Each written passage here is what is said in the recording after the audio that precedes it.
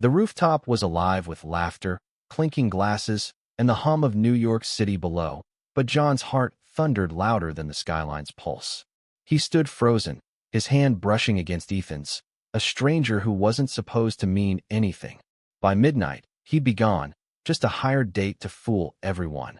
But why did his touch feel like the only real thing here? John adjusted his blazer, scanning the glittering crowd at the annual Whitmore Gala. At 28, he'd built a life most envied, a sleek Manhattan apartment, a rising career in graphic design, and a smile that could charm anyone. But tonight, he needed a shield. His ex, Caleb, would be here with his new fiancée, and John couldn't face the pitying glances alone.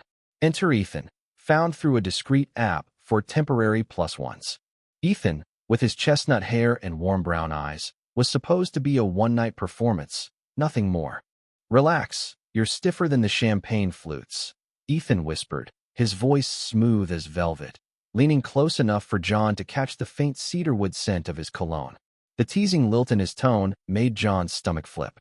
He wasn't supposed to notice how Ethan's tailored suit hugged his frame, or how his smile seemed to light up the rooftop. "I'm fine," John lied, forcing a grin. "Just stick to the script. We met at a gallery opening. Been dating 3 months, head over heels." "Got it." Ethan's eyes sparkled with mischief. "Oh, I'm a method actor. Prepare to be swept off your feet, darling." Before John could protest, Ethan slipped an arm around his waist, guiding him toward the dance floor. The crowd parted, and John felt every eye on them. His pulse raced, not from the attention, but from the warmth of Ethan's hand, steady and sure. The band struck up a slow jazz number, and Ethan pulled him close, their steps falling into an effortless rhythm. "You're good at this," John muttered, trying to focus on the polished floor beneath his feet.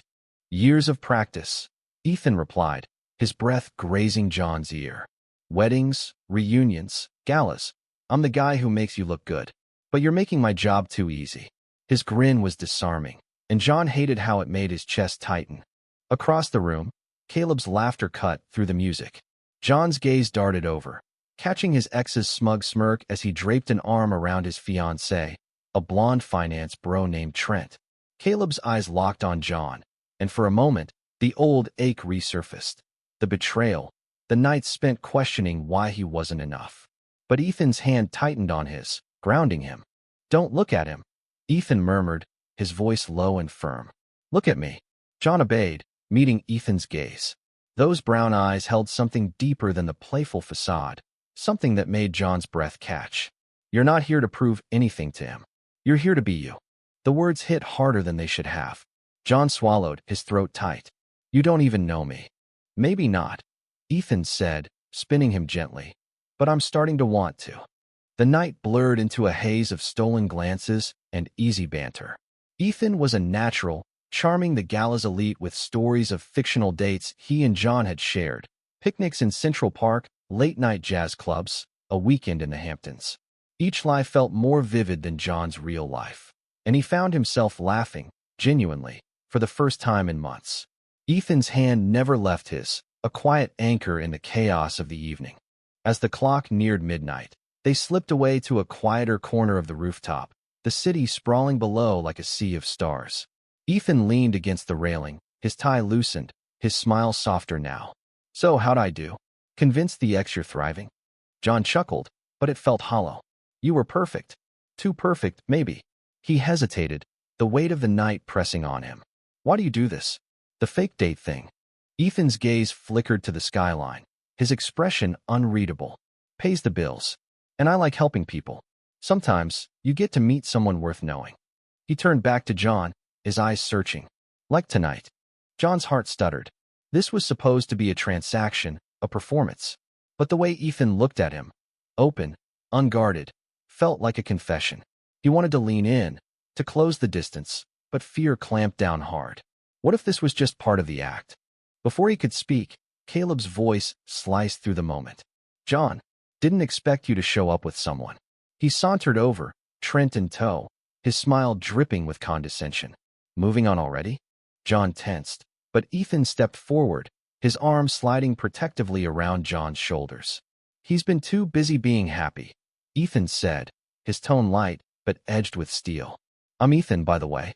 The guy who's not letting him go. Caleb's smirk faltered, and John felt a rush of gratitude, and something dangerously close to affection.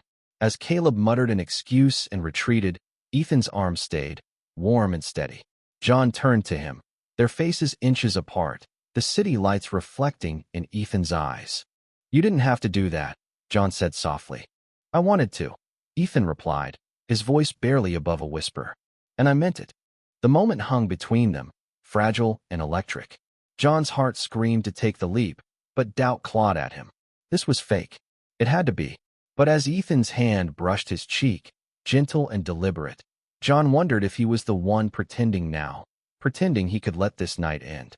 The gala's glow faded as John and Ethan stepped into the elevator, the hum of the descending car amplifying the silence between them.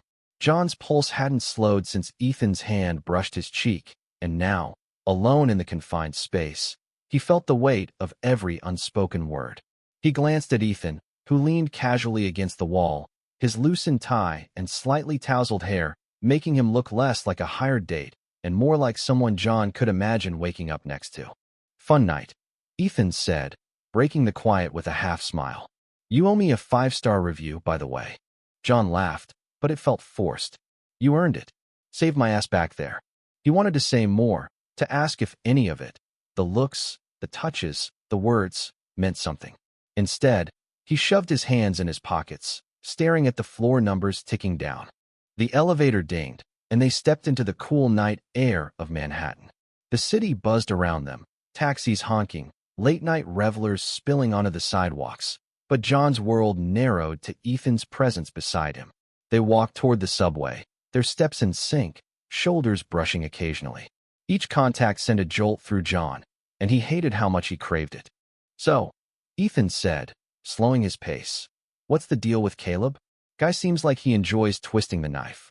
John sighed, his breath visible in the chilly air. "We were together for 2 years. Thought it was forever, you know? Then I found him with Trent. Said I was too predictable. Haven't seen him since, until tonight." Ethan's jaw tightened, a flicker of anger in his eyes. "He's an idiot. You're anything but predictable." He stopped walking, turning to face John under a flickering street lamp. "You're kind of unforgettable, actually." John's chest ached at the words. He wanted to believe them, but doubt gnawed at him.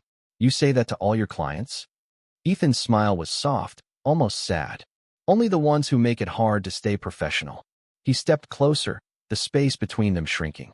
"John, tonight wasn't just a job for me. I don't know what this is, but it's not fake.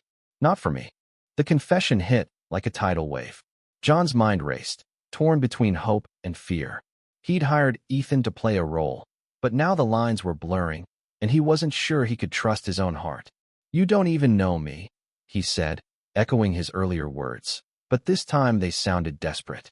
"Then let me," Ethan replied, his voice steady. "One coffee. Tomorrow.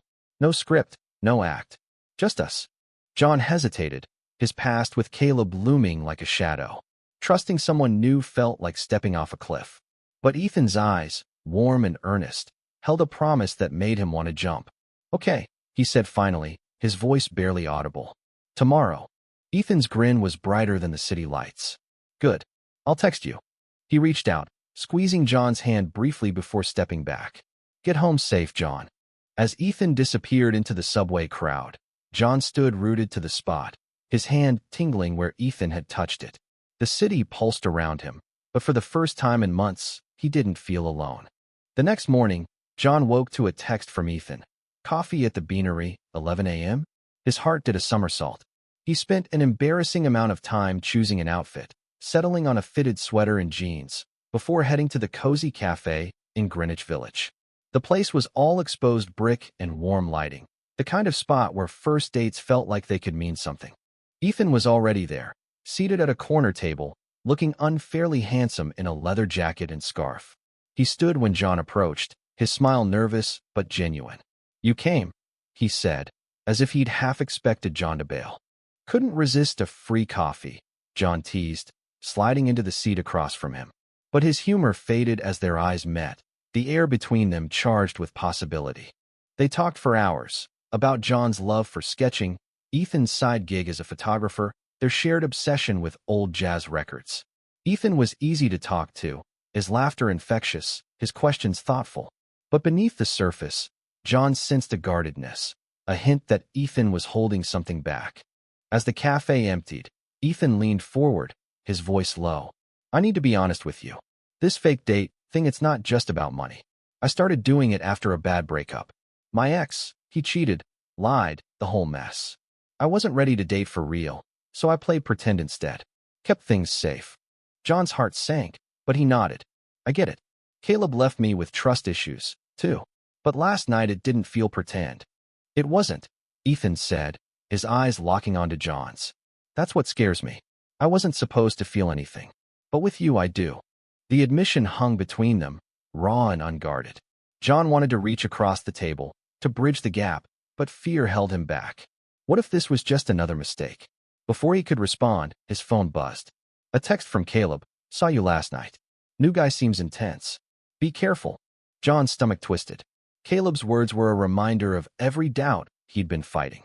He looked at Ethan, who was watching him with quiet concern. Everything okay? Ethan asked.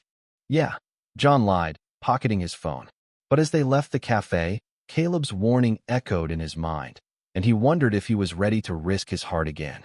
The next week was a whirlwind of texts, late-night calls, and stolen moments with Ethan.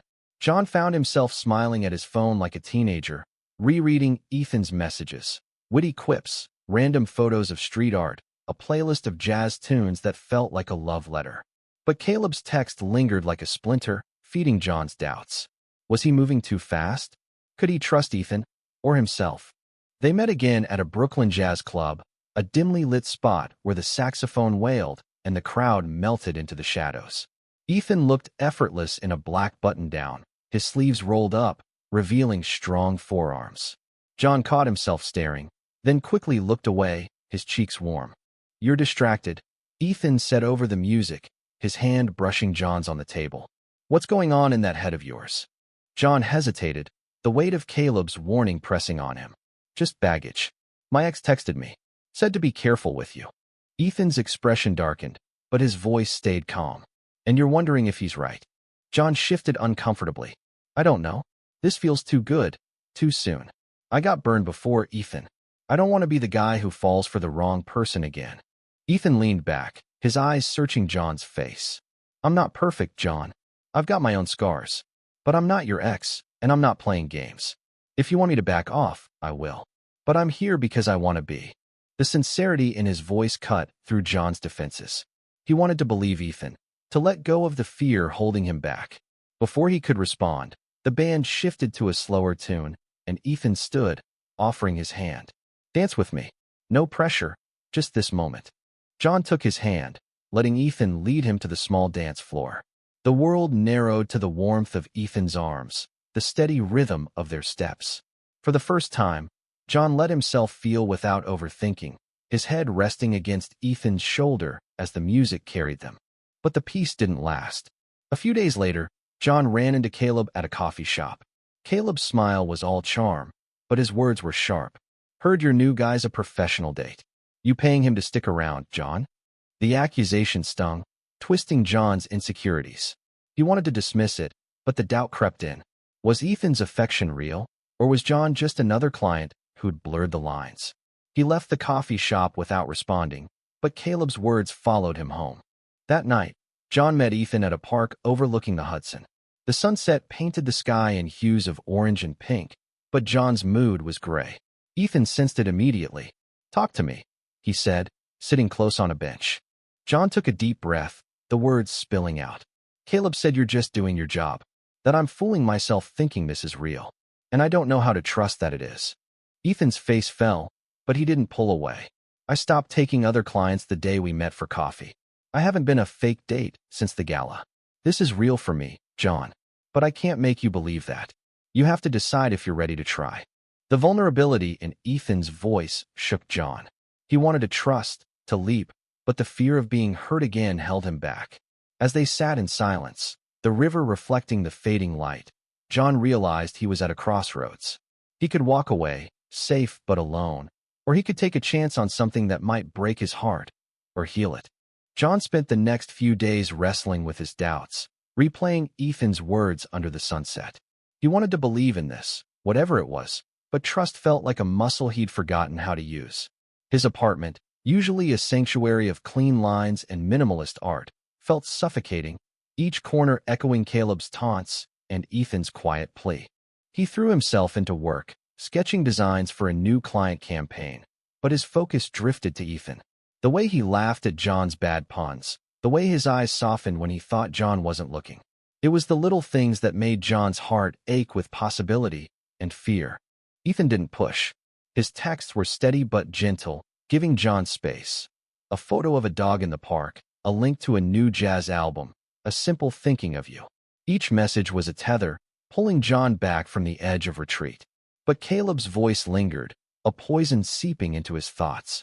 What if Ethan was too good to be true? Desperate for clarity, John called his best friend, Mia, a no-nonsense lawyer with a knack for cutting through his chaos.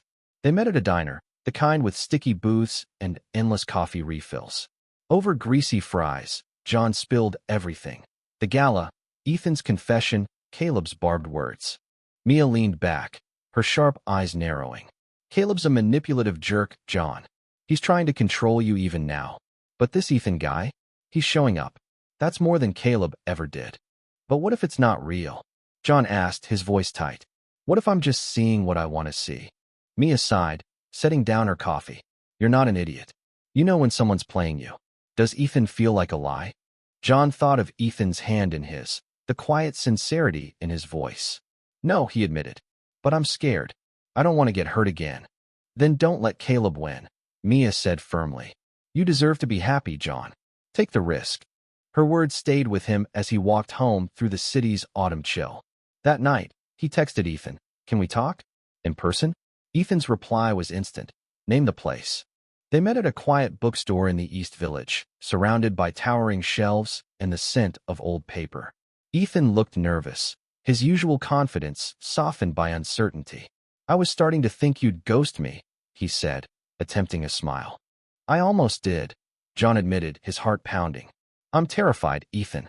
My last relationship wrecked me, and I don't know if I can do this again. But I don't want to lose you. Ethan's eyes softened, and he stepped closer, his voice low. I'm scared too. I haven't let anyone in for years. But you make me want to try. I'm all in, John. If you are. The words were a lifeline, and John grabbed it. He reached for Ethan's hand, their fingers intertwining. I'm in, he said, his voice trembling but sure. They spent the evening wandering the city, talking about everything and nothing, dreams, fears, favorite dive bars. Ethan's laughter was a melody John wanted to memorize, and for the first time, he let himself imagine a future where this could be real. But as they parted ways, Ethan's phone buzzed, and John caught a glimpse of a name, Marcus. Ethan silenced it quickly, but the moment left a knot in John's stomach. Who was Marcus? Another client? Or something more? The doubt crept back, sharper now. John pushed it down, but it lingered, a shadow he couldn't shake. The name Marcus haunted John for days. He didn't ask Ethan about it, afraid of the answer. Instead, he buried himself in routine. Work, gym, late-night sketches. But Ethan was everywhere, in every quiet moment. Their dates continued. A picnic in Central Park, a movie night at Ethan's cozy Brooklyn apartment. Each moment felt like a step towards something real, but Marcus's name was a crack in the foundation. John tried to focus on the good. Ethan was attentive, his affection unguarded.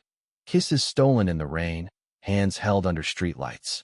But the uncertainty gnawed at him. Finally, he couldn't hold it in any longer. They were at Ethan's place, sprawled on the couch after a home-cooked dinner, when John blurted it out. Who's Marcus? Ethan froze, his wineglass halfway to his lips. What? I saw his name on your phone, John said, his voice steadier than he felt. Is he someone else? Another client. Ethan set the glass down, his expression unreadable. Marcus is my brother, he said finally. He's been in and out of rehab. I didn't tell you because it's heavy. I wasn't sure you'd want to deal with that. Relief flooded John, but it was tinged with guilt. Why didn't you just say that? Ethan ran a hand through his hair, his eyes distant. Because I'm used to keeping people at arm's length. My family's messy, addiction, fights, the works. I didn't want to scare you off. John reached for his hand, squeezing it. I'm not going anywhere. But you have to let me in, Ethan. All the way. Ethan nodded, his eyes glistening. I'm trying. I've never wanted this with anyone before. Not like this. They talked late into the night. Ethan opening up about his brother's struggles, his own fear of being defined by his family's chaos. John shared his own scars. The way Caleb's betrayal had made him question his worth. For the first time, they were fully honest, no walls between them. But the next day, Caleb struck again. John found an email in his inbox, a forwarded message from an anonymous account. It was a screenshot of Ethan's profile on the fake date app, with a review. Charming, professional, makes you believe it's real. The timestamp was recent, too recent. John's stomach dropped. Had Ethan lied about quitting? He confronted Ethan that evening at a quiet bar. Ethan's face paled as he read the screenshot. This is old, he insisted. I haven't taken a job since we met. Someone's messing with you, John. Caleb, John said, the realization hitting him.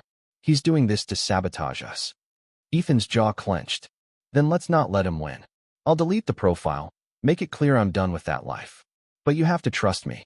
John wanted to, but the screenshot burned in his mind. He nodded, but the doubt lingered, a battle he wasn't sure he could win. John stood at a crossroads, the weight of his choice pressing on him. He could walk away, protect himself from the risk of heartbreak, or he could trust Ethan and fight for what they had. Caleb's manipulations, texts, emails, whispers of doubt, were a storm, but John was tired of running from storms. He met Ethan at the High Line, the elevated park bustling with tourists and locals. Ethan looked weary, his usual spark dimmed by the tension between them. I deleted the profile, he said, holding up his phone. It's gone. For good. John nodded, his throat tight. I believe you. But Caleb's not going to stop. He wants to ruin this. Then let's not let him, Ethan said, stepping closer. I love you, John. I know it's fast, and I know you're scared, but I do. I want this, us, for real.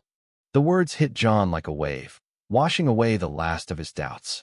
He'd spent so long guarding his heart, but Ethan had slipped past every defense. I love you too, he said, his voice breaking. And I'm done letting fear win. They kissed, right there on the High Line, the city humming around them. It wasn't perfect, but it was real, messy, beautiful, and theirs. Caleb's shadow faded, no match for the light they'd found in each other. Months later, they stood together at another gala, this time as a couple, no pretense needed. John caught Caleb's eye across the room, but this time, he didn't flinch. He squeezed Ethan's hand, feeling the weight of a new beginning.